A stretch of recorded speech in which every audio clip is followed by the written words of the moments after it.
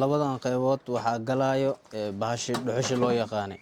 inta dhuxusha galayso intan sidoo kale way furmaysaa dhuxusha galayso intan dambastiya ka soo bixinaysaa Ismaaciil Haashim Aadan hal abuur ka bilowday gurigan ayaa gaaray inay ka shaqayso in ka badan 9 qofood hadda waa company laga yaqaano guud ahaan magaalada iyo baraha bulshada si gaar ah barta TikTok waana Ifia Group halkan waxaa yaalo waa foorno haddii aad hore u arki jirtay foornooyinka dalka dibaddiisa laga keeno maanta dhalinyaro Soomaaliyeed oo hal abuurkan leh ayaa Muqdisho ku sameynaya sidoo kale burjikooyin waxa ay ku fakireen in la yareeyo qiimihii korontada iyo sidoo kale alaabtii dibadda ka imaan jirtay oo farsamo birooyin ah oo la isku sameeyay ay halkan ka sameeyeen jiko iyo sidoo kale foorno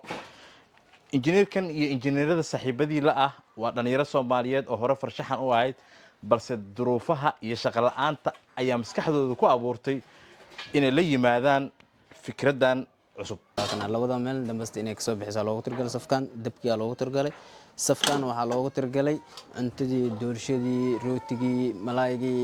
iyo hilibkii inaa ku duutida loogu tirgalay meeshaan saxan ay leedahay saxankaas la dhigaa sidoo kale korkaan laba jiko waay idina dhuxul lagu shubaa idina cunto kala kor la sii saarnaa oo lagu karnaa teeda kale waxaa ka fikiriyay dhuxusha inta lagu shubo dambasta cuntadan soo ma gaaraysid oo kan ku jiro meesha jeeda dambas bixiyaan macnaa dambasta inta ka badbaadina cuntada ku jirto si nadiif oo dabkan u gudbina cuntada dambastana waa iska daadanaysaa laakiin waa uu gudbinaa maxaa la yiraahdaa kuleelku wuu gudbinaa laakiin dambasta ma gudbinaay ma fahmaysaa Mahad Maxamed Cabdiraxmaan Mutawakkil hoyga Banaadir TV Muqdisho